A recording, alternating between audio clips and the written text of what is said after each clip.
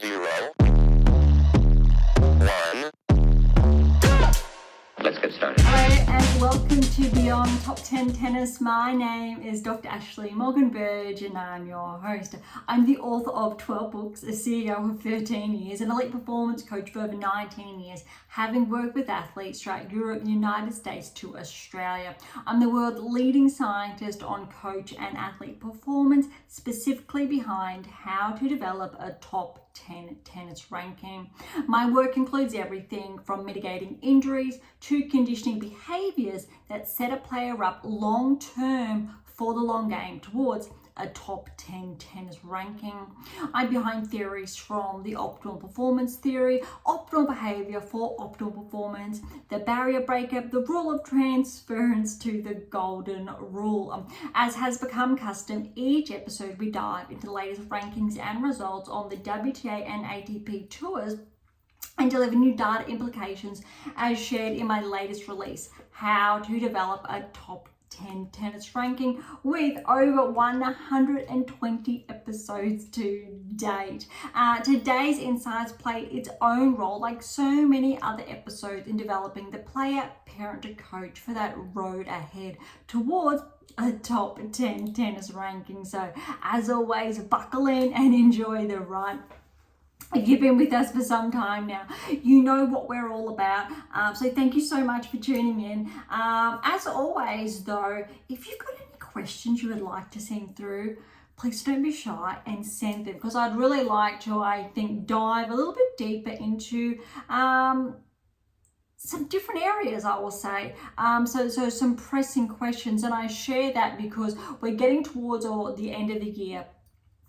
Season-ending championships on both sides are really matter only a weeks away, and I am in the midst of wrapping up slowly that latest release to come out. We'll say end of the year, potentially early next year.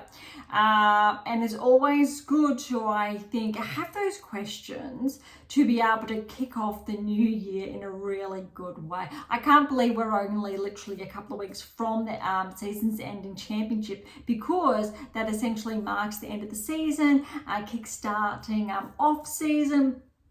And before we know it, next season's here.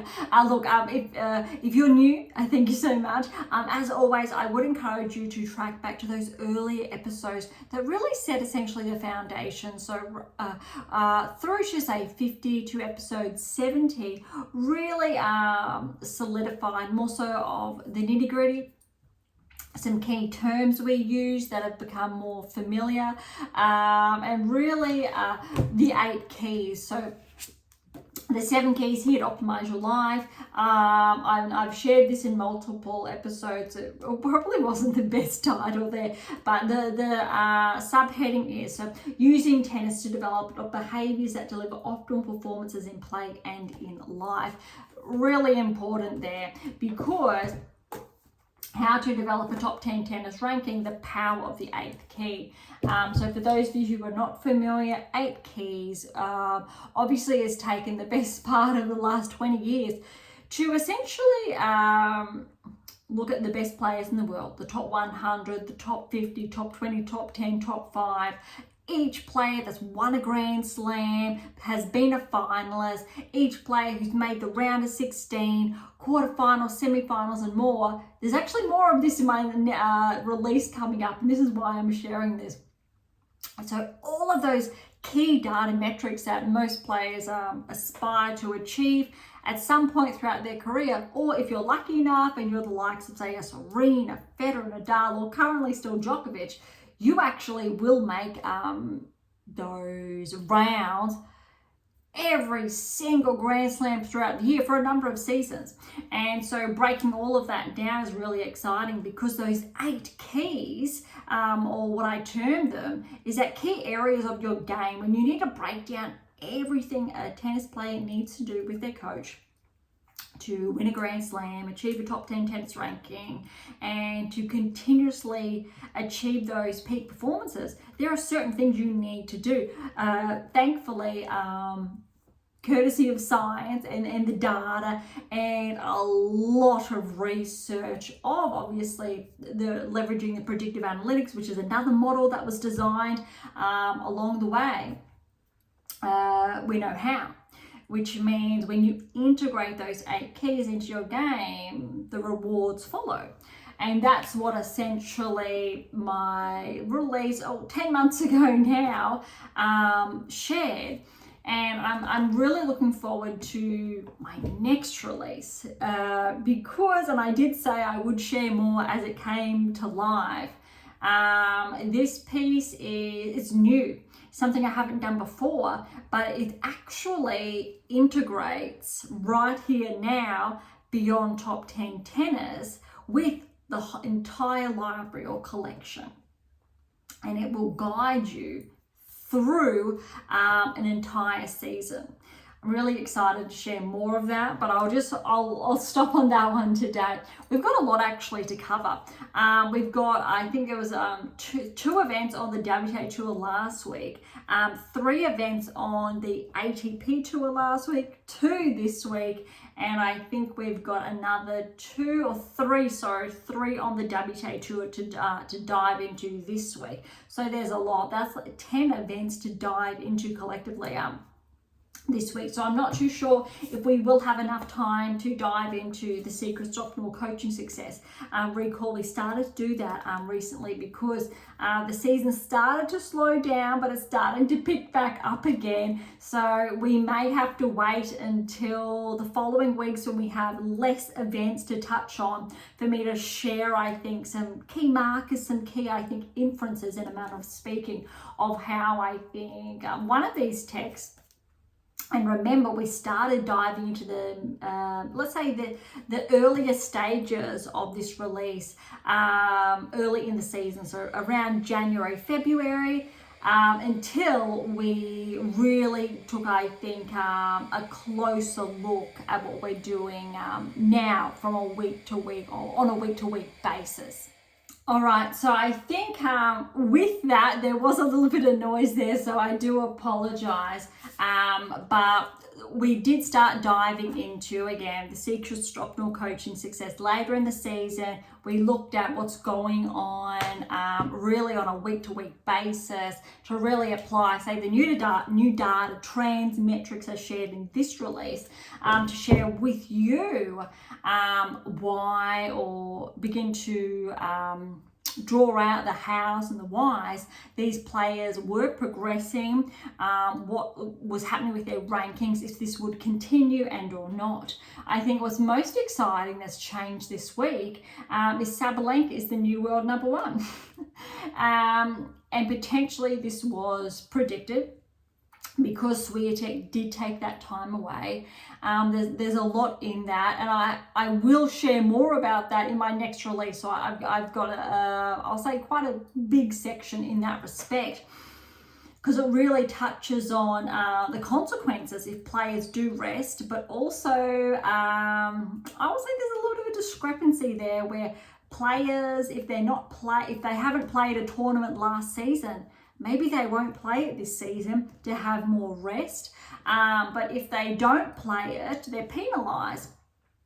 There's a lot, I think, involved in that that's worthy of a discussion. So why, without elaborating now, I've left it obviously to that next release, because there's a lot, I think, embedded in that in varying ways. Okay, so we'll wrap up the 5 from this week and last week collectively on the WTA Tour before we head over to the other 5 on the ATP Tour last week, this week.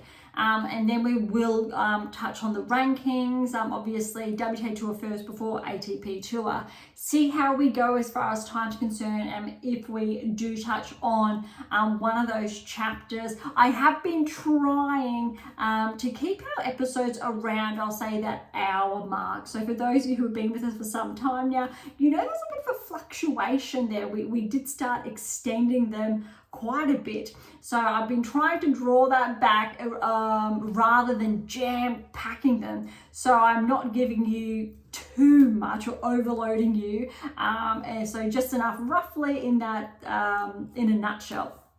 and leaving the rest, I think, for the following weeks. Again, if you've got feedback in that respect, please do send that through. It's always welcome. All right, so WTA Tour, the first of them was the Japan Open from last week. We only touched on, I'll say, the first rounds, and that was a round of 32. For perspective, though, I think it's really important. There were a lot of withdrawals, apparently, but the players here are typically, I will say, ranked outside the top 50. Yeah, that's probably like the fairest way to say. We do have, just for perspective, because of a lot of the top seeds did withdraw. Buskova is, I believe, the 4th seed, and she was ranked or 47 after. So I think she had a little bit of a progression there, I'll say. Maybe not. But just to, I think, set the scene. So as far as rankings are concerned. So it's really players ranked outside the top 50. Players we haven't predominantly been focusing on this season. But what's really noteworthy is that not many of these players really have been tracking this season. But that's okay. What we can learn from this really is players that potentially are setting themselves up to finish the season strong, or they've had a bit of a random peak performance or a planned peak performance, but we will know more in the weeks to come if that new baseline, so that level of maintenance of a subset of certain keys, is going to be maintained or not. Rather than going through all of, I think, the first round matches, the only, I think, noteworthy one that I really want to touch on is Mertens. So Mertens was the 3rd seed, but Mertens has previously been ranked inside the top 10. Her ranking has, I will say, regressed, her singles one of late. So she's actually ranked now, so after 36th in the world. So for some reason, the seeds were a little bit skewed, I'll say. So I did share the 4th seed, but 3rd seed there. Mertens is by far the highest seed that was still in the draw, obviously, when it started to play out. But what's noteworthy, and I did share this, is that Birrell and Mertens played in the second round of 16. Noteworthy here is that Birrell got the win in 3 sets. Mertens retired in the 3rd set. However, Birrell was up 4-1. A fun fact is that Birrell is a Gold Coaster. I am based on the Gold Coast, Queensland, Australia. And I did share this a number of episodes ago when I was still playing, but I was starting to coach at the same time, very late teens there. I coached Kimberly when she was roughly, I need to say, between 8 to 10 years of age, for example.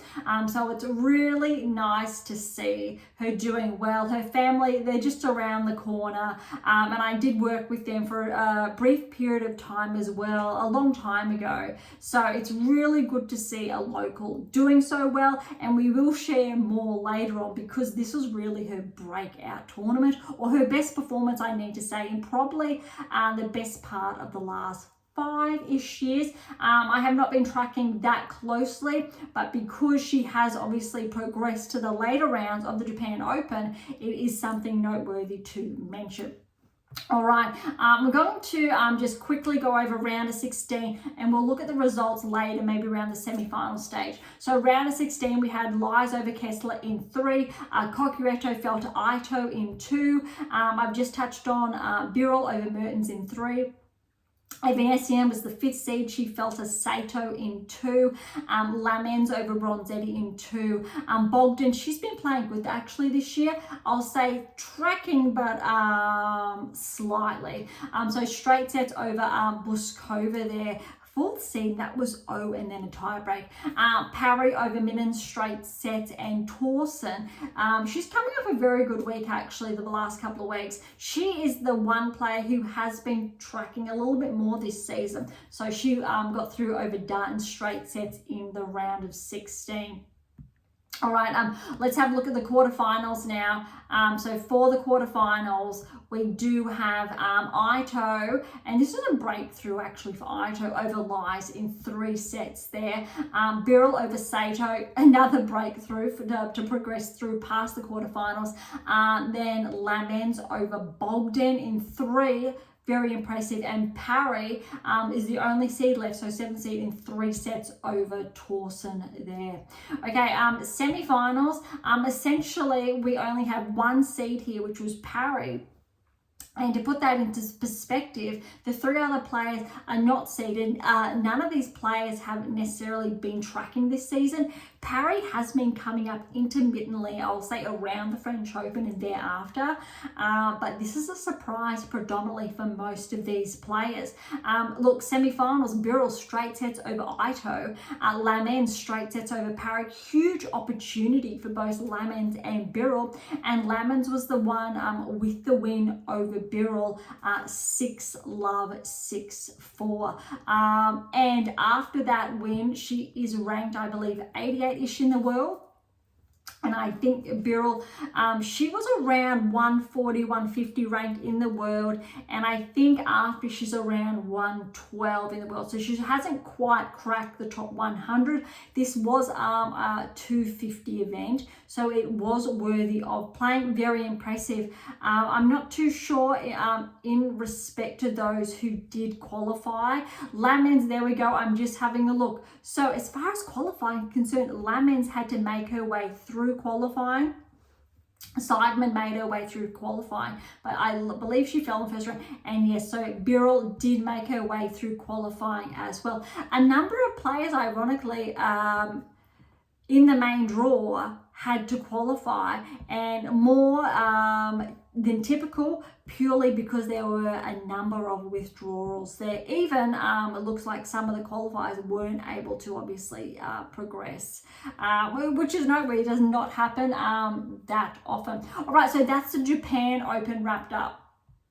Let's move on to the Ningbo Open. So this one was a larger event that was underway. I believe the Japan was I'll say 250, and this was a 500. That's correct. I just want to check. I believe this one's the one of 2 potentially last 500 of the year, I think, but it's one of the final opportunities that players have to gain more points.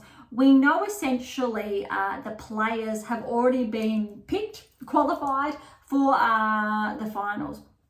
But what's really noteworthy is there's still actually room for players to finish the season inside the top 10, because we've got players that are roughly around rank 9, 10, 11, 12, even 13, I'll say, that are only separated by a matter of points. And I'm sharing this because it's a bit of a discrepancy that some players, yes, they do have that capacity, but because they're gaining, so their ranking has been improving, but not because of their performances, because other players have not been playing, and so they've been progressing.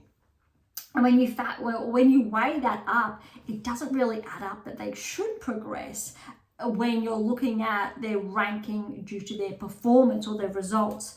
It's a bit of, I think, a grey area in that respect. What's really interesting though, we have had in the past week a new barrier breaker, whereas Haddad Maia is back inside the top 10, and this week another new barrier breaker in Kazakhina back inside the top 10. Both of those players had previously or in previous seasons being ranked inside the top 10, so they're not new, but they are new this season. And typically, again, in latest release, I shared the rulers of the 8%, the 2%. The 2% will crack into the threshold each season. Really, that's just the 2 players that will maintain. And I've shared this all season. This season is very different. It's an anomaly, unlike any season in the past, say 6, 7, maybe 8 years. Whereas we've had a lot of players bounce in, bounce out, bounce in, bounce out. On the men's as well, and the women's, but more so on the women's side. and there's a lot more to that, and I do share that again in my next release that will come out. But that is a very interesting discussion as well, whereas that text, when it is released, will share what you can learn from it and apply in your game, and when to take the opportunities, when to learn to know when those openings are to make the most of your peak performances. Okay, Ningbo Open, we did touch on the first rounds last week, so we will look at the round of 16 onwards. Haddad Maia had a bye first round, so she had Bulta, who got through against Irani first round. Well done to Haddad Maia, so 7-6, 7-5 there. Badosa's in action, 8 seed, 3 sets win over Wang, very impressive. Badosa, she has tracked astronomically this season. I'm going to say there's been a lot of luck on her side as well, but she really has fought incredibly hard. What's noteworthy, and I've shared this on multiple occasions, that Badosa is actually very close to becoming a barrier breaker, getting or achieving a top 10 ranking. She started the season outside of the top 100 or thereabouts, although in all fairness for the rankings, typically Badosa should finish the year outside around 15 in the world, if that between 2015 next season, break into the top 10 if, the very big if, players' results are correlating with their ranking. There's been a very big divide, and what I mean by that is that the rankings are not real, so they're not accurate insofar as a player's performance. They're not equally representative of that performances and results this season. There's still that anomaly there. Obviously, there's around 80% that are actually in alignment. So I should clarify, there's probably around that 20% that is still off, so not true in respect to as far as the data and the correlations are concerned.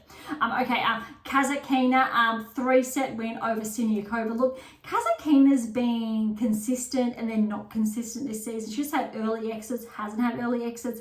She has not performed at Grand Slams this season. I don't believe, and I do have here, Kazakhina actually has not made, I'm just double checking, she has not progressed to the round of 16 or beyond.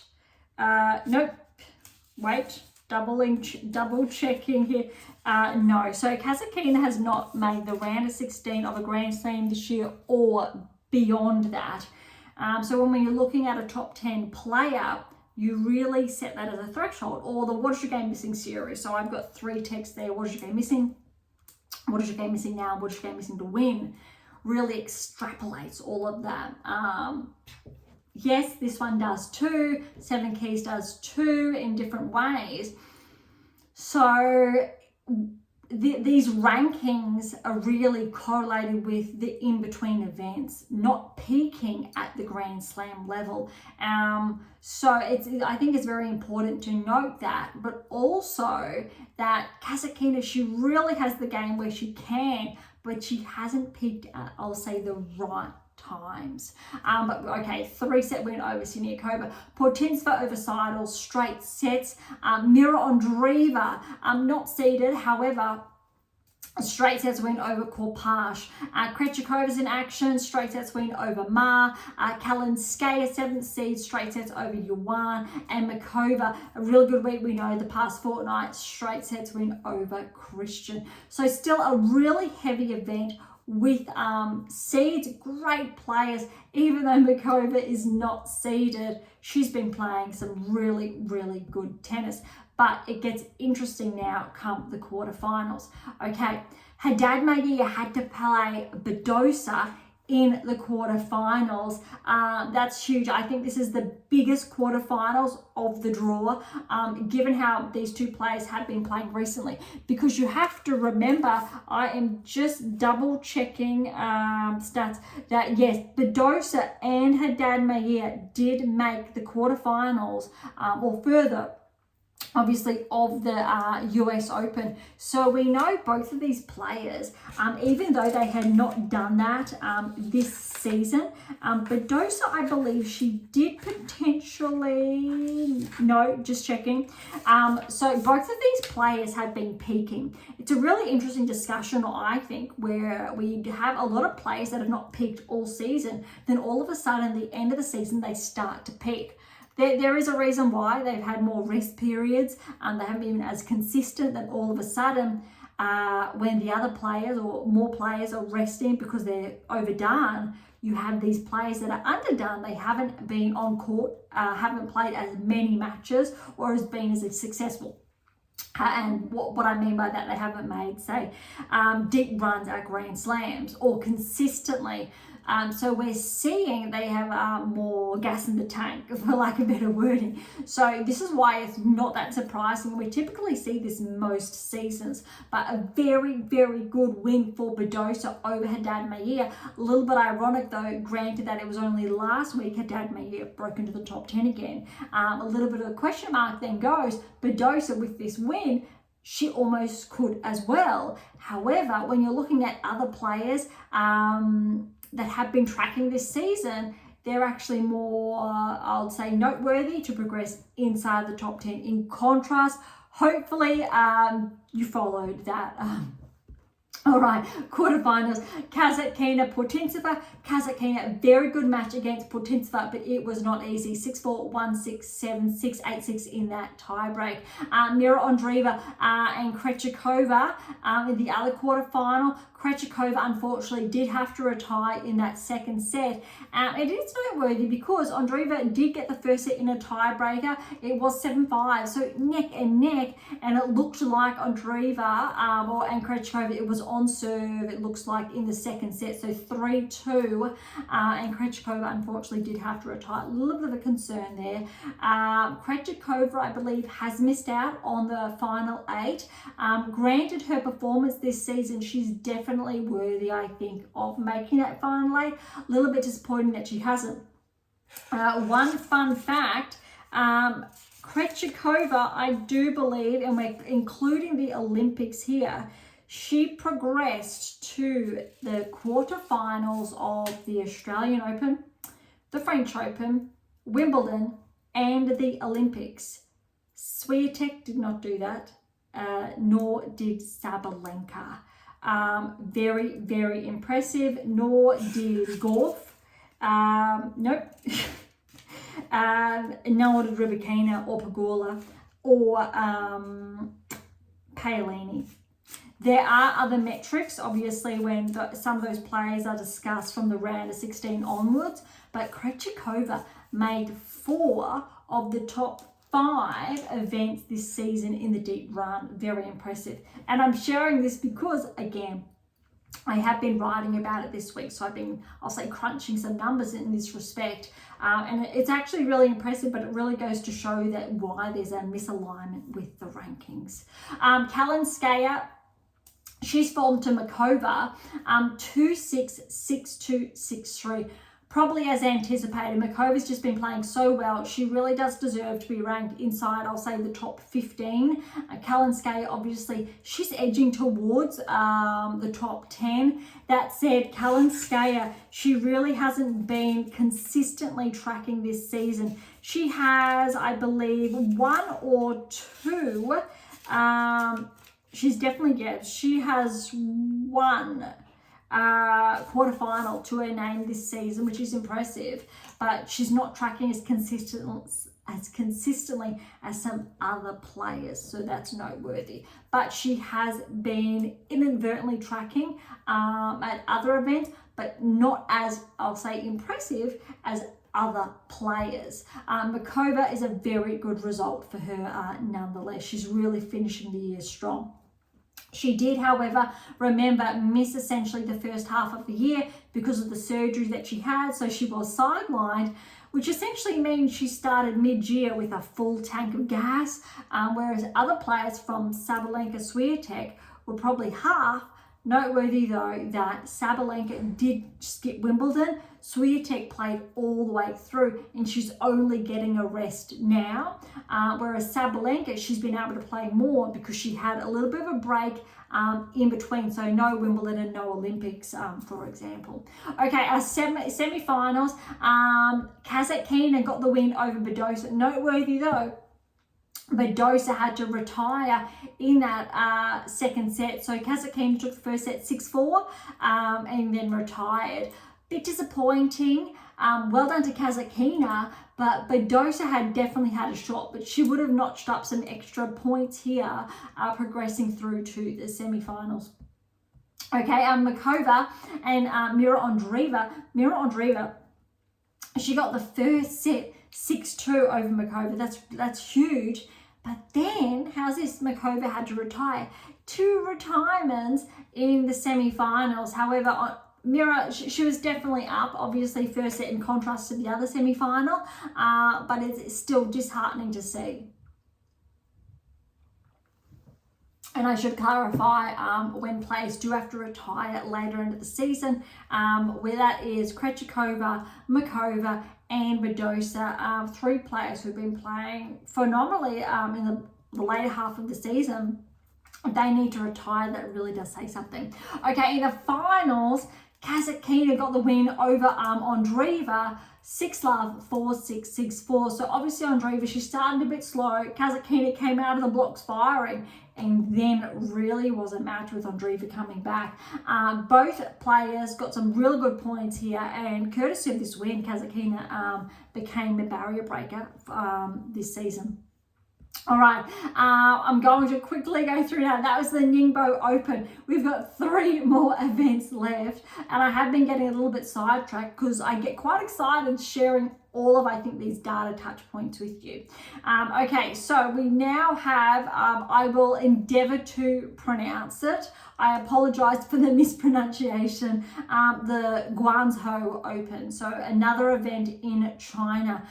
For perspective, Siniakova is the 1st seed. I do believe Siniakova is ranked just inside the top 50, just after her result, while she is number 1 in doubles as far as singles is concerned after this event, or no, actually prior.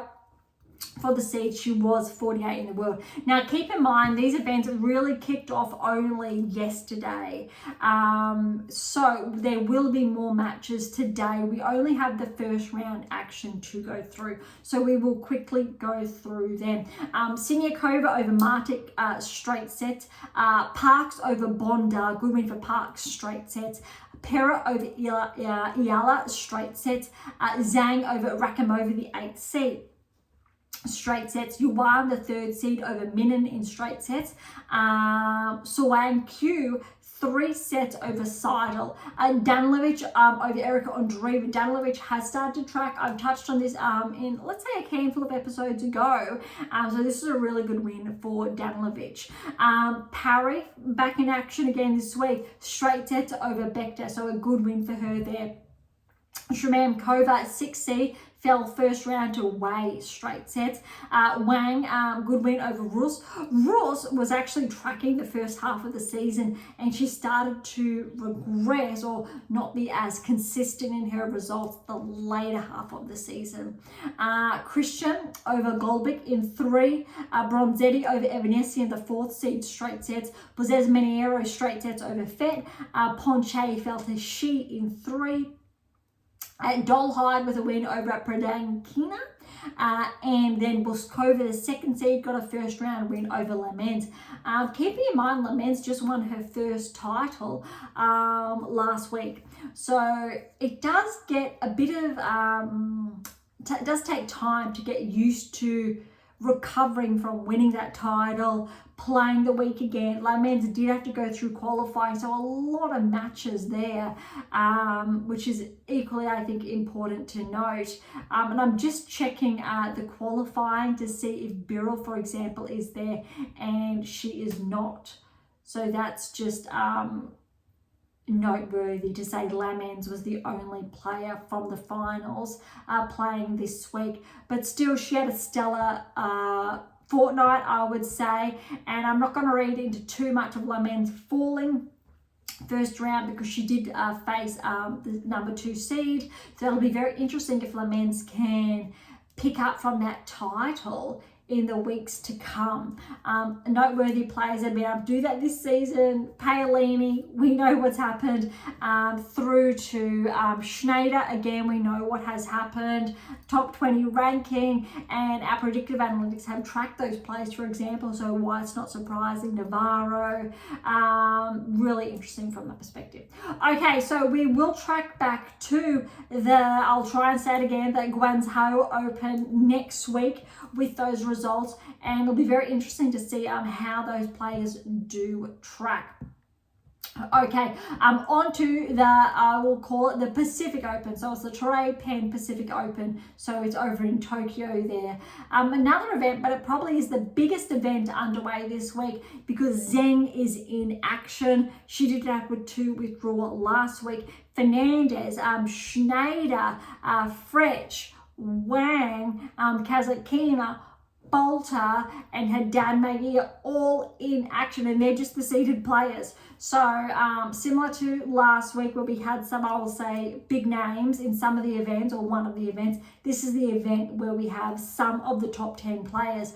I'm very curious to see if Haddad Maguire and Kazatkina can put in some really strong results to solidify their new place as a barrier breaker in the top 10. Really important. Also, to see how Zheng performs, definitely favourite because she was playing some really good tennis over the last couple of weeks. Started the season strong, had that huge 6-7 month lull, won gold, and then started to pick up that performance again, started to track.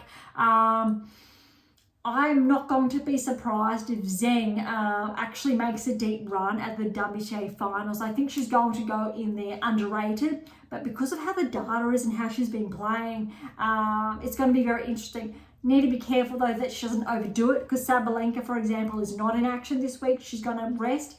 Zheng is in action.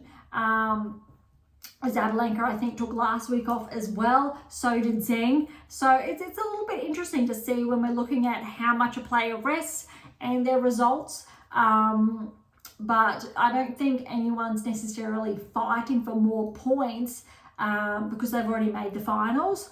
But they're really, I think, setting themselves up now for next season. Okay, first round, we've only got a couple of second round matches underway. Round of 32, so 32 player draw. Uchiyama over Stovalevic in 3 sets. Third set actually was a tiebreak. I do apologize for the mispronunciation. Third set tiebreak was 8-6 or 10-6, sorry. That is definitely brutal, but a really great first round encounter. Gracheva over Hontama, straight sets. Fernandez over Sasnovich in 3. However, Sasnovich retired when Fernandez was up 5-2. Fernandez is playing Gracheva as we speak. She's won the first set 6-love, and it is 2-all. Schneider will play Tomova in the round of 16. She advanced past Kudermetova in straight sets. Ishii over Sato 1-1. Frech fell to Sonmez in 3 sets. That's a very good win for Sonmez, considering how Frech has been playing the last couple of weeks. Kenin, very good performance. She's got a 1-4 win over Wang, the 10th seed. Good to see Kenin get those wins. I'd love to see Kenin crack back into the top 30.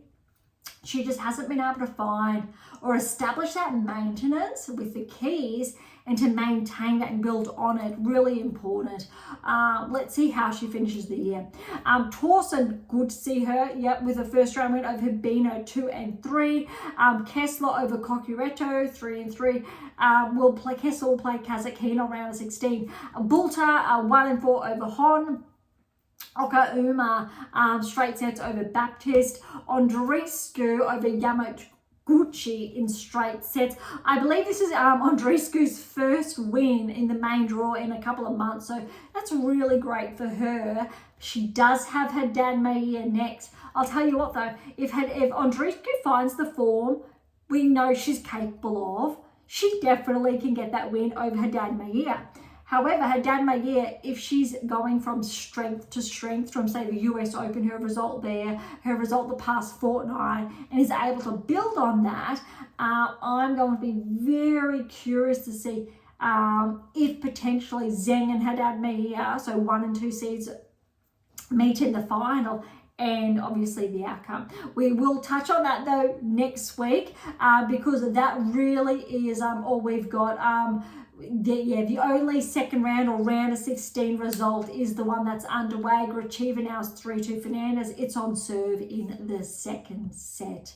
Okay, so that is the Torre Open, we'll call it. The last one we do have to touch on is, I believe it's a 125 event in Mexico. So the Abierto Tampico, so I will call it Open.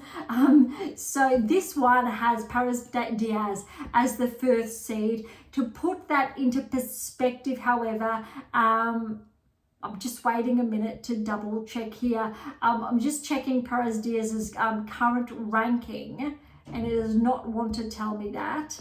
I do believe, however, it is just outside, I want to say, the top 50, or it's between 1 and 50 nonetheless. I don't recall it at this stage, but we will have a look at the rankings later. Yes, there we go. So it is 97. She's taken a bit of a regression the past week. However, what's really important to note is that her ranking now is actually less than the second seed, because I do believe Naimana is the second seed in her ranking. I want to say is inside the top 70 ish. Yeah, so she's 82, almost thereabouts.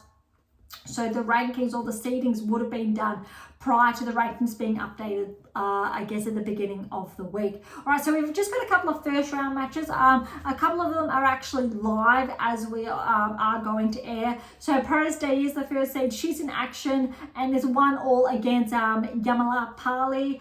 Stefani and Lee is again 1-1 first round. Dulcich got the win over Soboleva 2-2. Montgomery is the 7th seed, straight sets over Mandik. Maria's the 4th seed, straight sets win over Stofanovic. Zidansek over Rango, straight sets.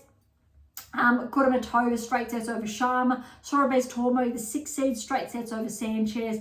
Joint, I believe this is Joint's first match back, or in the main draw, since the US Open. Joint's an Aussie. She progressed at the US Open, I think, to the 3rd round, I want to say, had a breakout run there, but she is the one going to play college tennis, opposed to playing professional, which must start later in the year or early next year. I'm not too sure.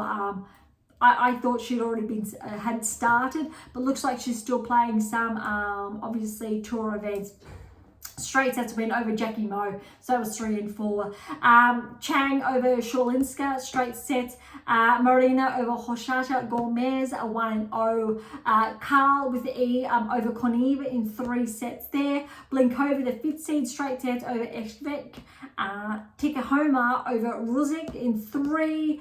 And Teichmann over Rodriguez, straight sets. And the 2nd seed, Naimana, was upset by Lepchenko. Not surprising, we know how well Lepchenko can play, so that was 3-3. I must, however, apologize again for the mispronunciation. If I mispronounced your name, I really do apologize. I do try. I can promise you that. If you want a correction ever, feel free to send that through, and I'm more than happy to publicly pronounce your name correctly. I've got no issue with that whatsoever. Okay, so that is the Abierto Tampico. So the event over in Mexico this week. We will wrap that up next week, see how the results do unfold there. Probably the players here are setting themselves up to progress next season, get some points, maybe finish the year inside the top 50, maybe top 60, 50. So there's no significant points, I'll say, on the line.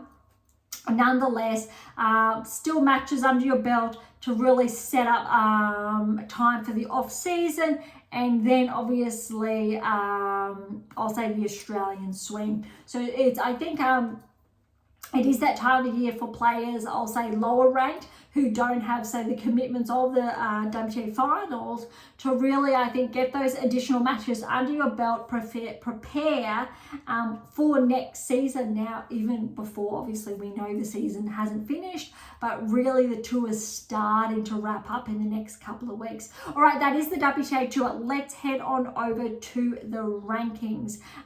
There is a lot. We do have a lot of movers. Paredes Diaz, she has regressed 15 points the past week. So she's regressed to 97 in the world. Berge has regressed 3 points, so she is at 100. So we'll focus on top 100 as always. Bonda, she's regressed 7 to 94. Cartel has progressed 10 points to 92 in the world. Starobutseva, she's up 2 to 89. So remember, Starobutseva is the player that has qualified at every Grand Slam this season. I'm looking forward to what she produces next season, especially because she's inside the top 100. Danilovic, she's steady at 86. Lamens, though, because of her title win, 37-point progression to 88 in the world. So welcome to the top 100. But that is going to be very interesting to see how Lamens tracks in the next couple of weeks. Blinkova's up 14, 85 in the world. Tomljanovic up 4, 81 in the world. Podoroska, she's back 2, 76. Christian's back 1, 74. Wozniacki steady at 72 there. Gricheva's 68. Burrell is back 13 to 67. Townsend's back 15 to 66. Erica Andreeva, she's up 265. It was really only a couple of weeks ago Erica was just inside the top 100. She's really, I think, solidified herself inside the top 100 now at 65. Really finding that momentum, which is great to see. All right, Osorio is back 6 to 63. Brakhimova's up 4, 61 in the world. We got Yifan Wang. She's up 3 again, 58. I love mentioning or seeing how Wang has been going, because Wang was this close within literally a matter of points of defeating Zheng at the Australian Open. It was such a good match. I remember it, even though it was essentially 10 months ago. And what's really important is because Zheng went on to win it, and if potentially Wang got that win, her ranking would have been essentially probably inside the top 20. So it's really interesting to see if Wang will make those inroads or not, but she's potentially hovered around the same ranking range throughout the season. Noteworthy, all right, Osaka's up to 56 in the world. WTA wrote a piece on this this week or earlier in the week, and I've shared this throughout the season. Osaka was ranked, I think, outside the top 400 beginning of the year, or wasn't really ranked after Australia, I believe, or thereabouts.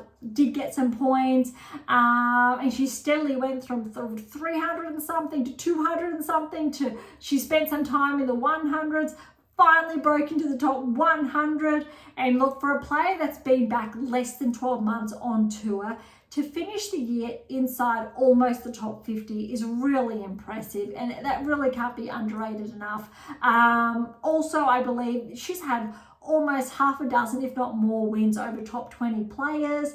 Really, I think positions Osaka in a good position for next season to potentially make those inroads.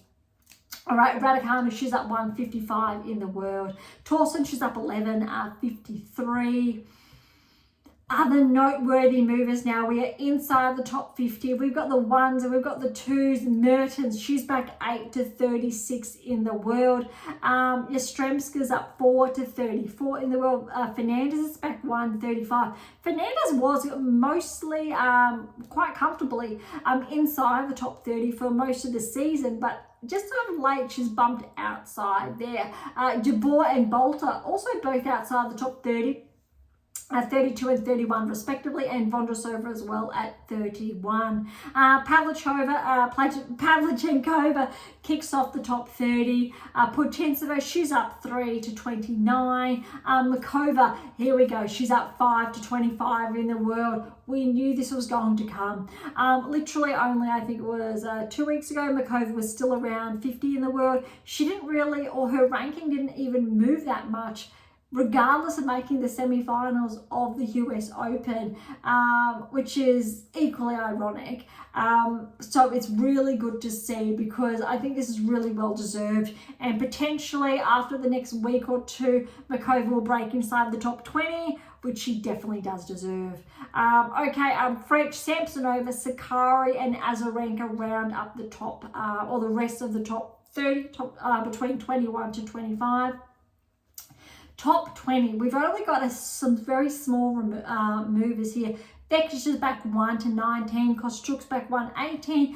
Mira Andreeva, she's progressed 2 points to 17. Schneider's steady at 16. Ostapenko's back 1 to 15. Really only, I think, 1-2 weeks ago, Ostapenko was inside the top 10. Bados is up 1 to 14. Krejcikova steady at 13. Kalinskaya at 12. Collins has been bumped outside of the top 10 to 11. And this is what I mean around rankings and movers. We want it to just stay. No more barrier breakers for the season, purely because we want that correlation between player performances and their results. All right, so Haddad Maguire, she's inside the top 10 last week. This week is Kazatkina, although she is bumped ahead of Haddad Maguire to number 9 in the world.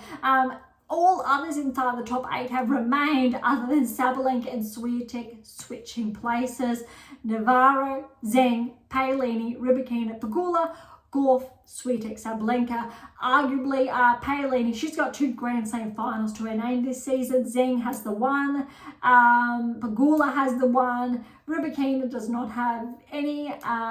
Gauff definitely has been tracking nonetheless. Paolini is definitely deserving of that top 4 ranking and her results this season. So the alignment is still, I will say, incorrect as far as data is concerned as well. However, I'll say most of the top 8, top 9 are actually predominantly correct now. Probably would like to see Krejcikova back inside the top 10 over Haddad Maguire when we're looking at the season collectively, not just the last month or two. All right, that wraps up the WTA Tour. That was a lot. As far as I think time is concerned, it doesn't look like we're going to get to the secrets to optimal coaching success, but that's okay. All right, ATP Tour, let's see how we go. We're going to kick things off with the Almaty Open. Now, we did touch on last week the initial rounds, so we're kicking things off this week at the round of 16 mark. Okay, so TFO was the number 1 seed. Check this scoreline out. He played Evans in the round of 16. 6-7, that tiebreak was 12-10. 7-6, that tiebreak then, yes, was 7-4, 6-3. That was neck and neck. Well done to Evans, and Evans had to qualify as well. Really solid performance there from both players. Vukic upset Manarino, 7-6, 6-3. Kakanakov over Tayen, 2 tiebreaks there. Zukayek 3-1 over Makak. Again, apologies for the mispronunciation. Shevchenko in 3 over Karatsev. Seralundo straight sets over Engel. Diallo over Korik in straight sets. Tabilo is the 2nd seed. Straight sets win over Martier 2 and 4. All right, so as far as I think the quarterfinals are concerned, TFO and Vukic faced off. However, Vukic upset the number 1 seed in TFO 6-2, 7-6. 13-11 in that tiebreak. Kakanakov, 3rd seed, straight sets win over Zukayev, 2 and 4 there. Shevchenko fell to Seralundo, 2 and 3, and Diallo upset the 2nd seed Tabilo in 3, 3-6, 6-3, 6-4. All right, so semi-final stage, we've got Vukic, Kakanakov, Seralundo, Diallo. 2 seeds, Seralundo the 4th seed, Kakanakov the 3rd seed. However, Kakanakov in 3 sets over Vukic. Very good performance from Vukic nonetheless. 6-7, 6-3, 6-3. And Diallo upset Seralundo 4 and 2. For the finals, Kakanakov 3 sets over Diallo 6-2, 5-7, 6-3. Look, Kakanakov, he's been in the top 10 before. Believe it or not, also, Kakanakov has medaled at the Olympics. I believe he has either a silver or a bronze to his name. Somewhat over the last 10 years, I'm not too sure. It's in the data. I read it the last couple of days, but there's a lot of, I'll say, stats I've been recalling. That one currently escapes me. So Kakanakov is actually one of those players who could bump himself back into the top 10 if this level of play is more consistent throughout the season. But this will definitely come with a rankings progression. Okay, that one wraps up the Almaty Open. Onto the, I will say, the previous of the Nordic Open. So Rublev was or is the number 1 seed here. We did the round of 32 last week, so we'll jump right into the round of 16. So Rublev over Muller, 4-1. Wawrinka, very good win over Davidovich Fokina in 3. Paul, the 4th seed here, straight sets over Djiri. Jari, the 5th seed, was upset by Kekmanovic in 3. Again, round of 16. Stricker, he has upset Berrettini. I say upset because Berrettini has been playing quite well this season. Maybe not recently, but he really did progress in the rankings nonetheless this season. Straight sets there to Stricker. Dimitrov, 3rd seed in action. So this is the one, the Nordic Open jam-packed with seeds this week. Straight sets there over Hulls. Grekenspor, straight sets over Fernley. And Rud is the 2nd seed, straight sets over Sonigo. Okay, so most of the seeds we'll say have progressed through to the quarterfinals. However, let's have a look now, a closer look at the quarterfinals, because we do have a couple of upsets. Quarterfinals, Wawrinka has upset Rublev, 2 tie breaks, 7-6, 7-6, and it was 7-5, 7-5 in each of those tie breaks. Very good win for Stan. Okay, Paul over Kekmanovic in straight sets, and then we've got Dimitrov straight sets over Strickler, and Grekenspor, even though he was seeded 7, upset Rudd 7-5, 7-6, and that was 7-5 for that tie break. So semi-finals, we do have 3 seeds, and obviously Stan or Wawrinka, he had the wild card there. We know Wawrinka's track record. We know he's got a Grand Slam to his name. We know how good he can play. However, we also know that he's had a bit of a performance regression, obviously, over the last couple of years. Paul got the win over Wawrinka, 3-2, and Dimitrov got the win over Grekenspor, 2-6, 7-5, 6-4, and this is not that surprising. So Paul has actually upset Dimitrov in the final, 4-3. What this means is that without even looking at the rankings, this is really, really cool. Why? Because our predictive analytics this season tracked Paul to become a barrier breaker. Not too sure if it's too late. Dimitrov's around 9-10 in the world. Haven't looked at the rankings. Paul is around, I believe, that 13-14 mark. Obviously, Tsitsipas is there. Hercax, I believe, is bumped out even more so. But Paul, if he can gain more wins over the next couple of weeks, he's definitely primed to become a barrier breaker. However, more likely than not, because it's very tight, Paul is set to actually peak next season. So given the Australian Open, Paul's going to be, I think, quite dangerous if he can maintain his form from this season and bring it into next season. I'm sharing more of this because, yes, I've been writing about Paul and Dimitrov and all these players the past week. All right, so that wraps up the Nordic Open last week. We got one more from last week, which is the European Open. So Dimonor was back in action. He was the number 1 seed. We touched on the round of 32 last week. So we'll start off the round of 16 again. So Dimitrov, great to see Alex back in action. 3 sets over Caraballis Baena. Gaston in 3 over Navone, the 7th seed. Agur Elisame in 3 over Fuchsovic. Bautista Agut, straight sets over Echeverry, the 6th seed. Guron, the 8th seed over Rindenek, 7-6, 7-6. 8-6, 7-4 in those tie breaks. Bergs over Baez, straight sets. Lecheka straight sets over Altamar. and Tsitsipas over Say Both Wild in 3. A lot of seeds falling, but look, Tsitsipas has gone through, and so has Alex, 1 and 2 seeds, obviously, respectively. Quarterfinals, and we've got some upsets. Gaston has upset Alex. Again, it's only his first, I believe, event back since obviously withdrawing from US Open with those hip issues, but 3 sets there to Gaston. Bautista, a good upset. Alyssime, again, 3 sets there. Garon, straight sets over Berge, so 2 and 2. And Lecheka has upset Tsitsipas, 4 and 4. This is a really big, I think, opportunity for Tsitsipas to get some more points, to potentially get inside the top 10. More points for Alex to maintain his hold inside the top 10. But I believe he's still got points for playing or winning those initial rounds, more so than Tsitsipas. However, it was a very big opportunity. All right, semi-finals, we've got 2 seeds, but they're on the same side of the draw. Gaston, Bautista Agut for that win, 3 and 4. And then the seeds, Lecheka and Garon, 5 and 8 seeds respectively. Lecheka went through in 3, and Bautista Agut wound back the clock. Bautista Agut used to be, once upon a time, ranked inside the top 10. Around the time when Federer was one, Nadal was there, Djokovic was there, Thiem, and we have to give a shout out to Thiem because it is, I think, his last week, this week on tour. So, look, I'm not sure when Bautista Agut won his last title, but 7-5, 6-1, that's a huge win for him. Granted that it's essentially the former generation and the new generation facing off in the final. Really great to see.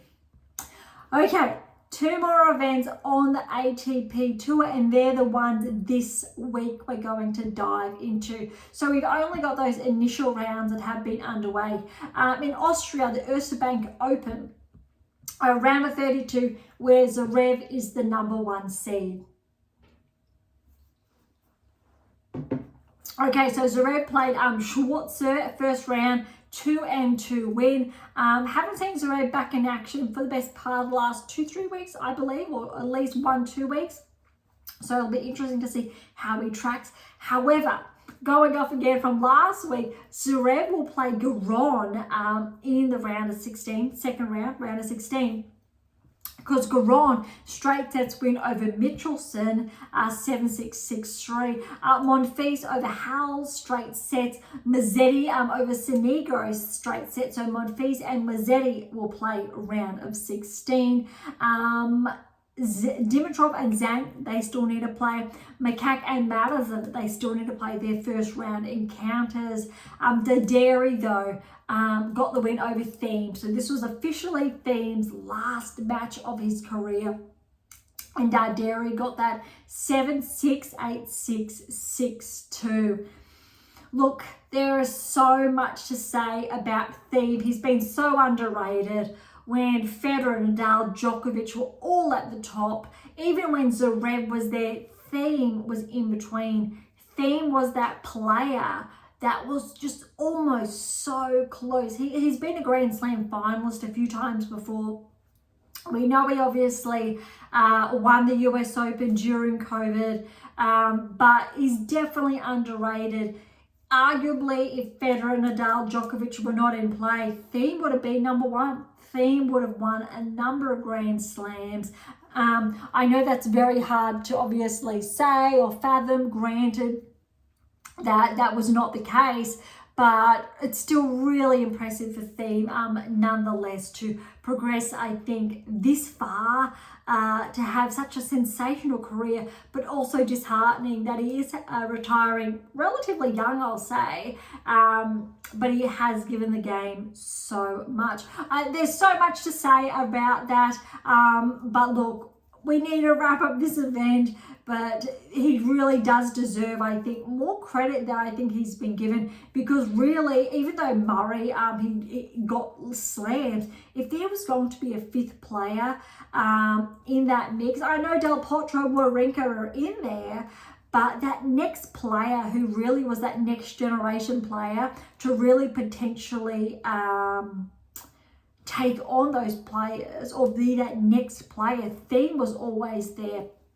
All right, and he had, I think, a really impressive career. Okay, Nishikori, Draper. So Draper got that win over Nishikori, 7-6, 7-5. Great to again see Nishikori in action, but Draper is definitely setting himself up, I think, for next season with a bang. I'm not going to be surprised if Draper makes, say, the semi-finals, quarterfinals, semi-finals, Australian Open.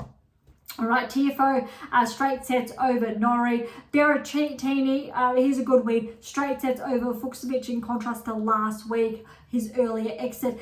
Say both wild, Kakanakov, they need to play. Let's see how Kakanakov tracks this week. Paul and Nakashima will play first round. Menzik over Poprin, straight sets. Kekenbich over Navone, straight sets. Kaboli over Davidovich Fokina, straight sets. And Dimanor back in action over Struff, 3 sets there. Let's see how well Dimanor can track this week. Maybe, just maybe, we will see Alex and Zverev, so 1 and 2 Cs in the finals.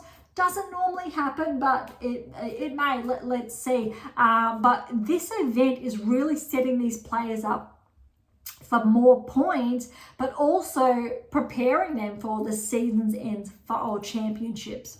All right, that wraps up the Erste Bank Open. So on to Basel now. So the Swiss Indoor Championships, or Basel, I know it's been called the Swiss Indoors or just Basel historically. Round of 32, we only have the earlier round matches to go off. Rublev is the #1 seed here, and Rudd is the 2nd seed. Noteworthy, Rublev is playing Borges first round. Borges has made at least, I believe, 2 round of 16s this season. So this was not an easy first round match. Very good match for Rublev, 3-2 over Borges. All right, Tabilo, he was obviously the 2nd seed only, I think, a week or 2 ago, but he's not seeded this week. He had a very good win over Silic. Silic won a title a few weeks ago, but 7-6, 7-6, and that was 7-4, 7-2 respectively. Manarino and Wawrinka still have to play their first round encounter. The winner will play Shelton. Shelton got through over Echeverry in straight sets. Tsitsipas is back, 3-set win over Surilundo. Very, very tight, 6-3, 6-7, 7-6. Veters and Schulp over Bublik, a very good win for Veters and Schulp, 3 sets there. Bublik did have to retire in the 3rd set, though Veters and Schulp was up for love. Martinez and Lecheka will play. Keep in mind, Lecheka did make the finals last week. Phil's straight sets win over Altama. Humbert, 3 sets over Kime. Goffin, 3 sets over Analdi. And Stricker, straight sets over Gregenspor. Rune, the 4th seed, straight sets over Jari. Rune is starting to track again over the last couple of weeks, which is noteworthy. I think potentially Rune setting himself up to be on the cusp of maybe becoming a barrier breaker again next season, because he regressed outside the top 10 this season, but still noteworthy to see what happens, especially since it looks like finally he has a coach he's sticking with. And I think that's going to tell a lot, because there was a lot of choppings and changings and trying really good coaches on paper, but it didn't work for him. So it's going to be interesting to see how that pans out next season. Agor, Elisame and Baez need to play. Mapesh Pericard straight sets over Duckworth. Shapovalov straight sets over Shang. We'll be really hoping for Shapovalov to progress further this season and leading into next season. And Rud and Batus Agut will play first round, and that is a tough one, because Batus Agut just won a title last week and he needs to play Rud first round. That is very, very tough either way. All right, so that wraps up. We will cycle back to that one next week and look at those results for the Swiss Indoors. Let's head on over to the rankings. I'm going to go a little bit quick through the top 100 purely because we've gone a little bit over already, and I did try to promise we're trying to stay around that that 1 hour mark, even though we are over. All right, so Nardi, he's regressed back 3 for the top 100. Kokovic, he's regressed 9 to 99 in the world. Montiero's regressed 10 to 98. Komsan is back 3 to 97. All right, Shapovalov, he's back 3 to 95, but still, I believe last week he did break into the top 100. So I'm rooting for him to stay inside the top 100 to see if he can get inside the top, I will say 80. And next season, maybe he can make some inroads. I'm not going to say closer towards the top 10. Shapovalov's a former top 10 player, probably 2-3 years ago now. But maybe he can progress back close towards the top 20. I think once you have those 8 keys, you've achieved your top 10 ranking. You have it in you. You just need to relearn, solidify that level of maintenance and those keys into your game. Okay, Purcell's back 2 to 93. Fernley's up 7 to 92 in the world. Hale's up 5 to 90. Fuchsovich is up 5 to 88. Diallo's up 31 points to 87 in the world. That's impressive there. Altima's up to 82 in the world. Offner's back 5 to 79. Say both Wilds up 2 to 78 in the world. Kotov 16-point regression to 75 in the world. Vukic 13-point progression, 72 in the world. A lot of progressions here. Relatively minor, I'll say under 5 there or back. Yeah, all right, inside the top 50, actually, no, just before we get inside the top 50, Monfils has taken an 11-point regression, but inside, Mapesh Pericard, he's back 2 to mark that 50. All right, so inside the top 50, 15-point progression for Bautista Agut. 45 in the world, obviously after that title win. Berrettini's at 141 in the world. Anali's back 137. Echeverry's back 136. Borges is back 133 in the world. Serralundo is at 1 to 30. Makak's back 2 to 27. Lecheka's up 5 to 28. So he has cracked the top 30. That is noteworthy. Kakanakov, he's up 2 points. 24 in the world. Shelton has actually taken a very, very big hit. He's back 23 in the world. I think this is his lowest ranking in the best part of the last 12 months, ironically, after last year's US Open run. Let's see if he can finish the year strong or not. But that's a very, very big hit for Shelton. He was, I think, at one time this season, the top American, but now there's a number of others ahead of him. Korda, for one, he's at 22, just ahead. All right, Phil's is steady at 20. Agor Olisme is up 2 to 19. Draper's up 1 to 18. Now that's really into the top 20. Mazzetti's up 1 to 17. All right, rounding out the rest, we've got Humbert, Tiafoe, Rune, Hercax is just back 1 to 13. Paul's up 1 to 12. And then you've got Tsitsipas just outside the top 10. However, Paul and Tsitsipas have a 200-ish point difference there. Tsitsipas and de Minaur is roughly at just over 100-point difference. So if Alex does not, I think, get the points he needs in the next couple of weeks, and Tsitsipas gets more, potentially they're going to switch places, and Tsitsipas will break into the top 10, and Alex, well, he'll regress. Though, look, if the rankings are to stay true, Alex definitely deserves to remain inside the top 10. If Tsitsipas does, Rublev needs to regress outside the top 10 because he is that one player, and I've shared this unfortunately throughout the season, that is that anomaly when we're looking at all the other players. His level of maintenance, even ironically including Tsitsipas, is just not up there. Even though it's a very high threshold, that is essentially what the data shares. Okay, all other places are the same. Sinner, Alcaraz, Zverev, Djokovic. Yes, it is a bit unusual to see Djokovic obviously at 4. And then Medvedev, Fritz, Rublev, Rudd, Dimitrov's up that 1, de Minaur's back 1 to 10, and that rounds out the top 10. Okay, I could share even more, but that really wraps up the ATP tour. So thank you so much for tuning in today.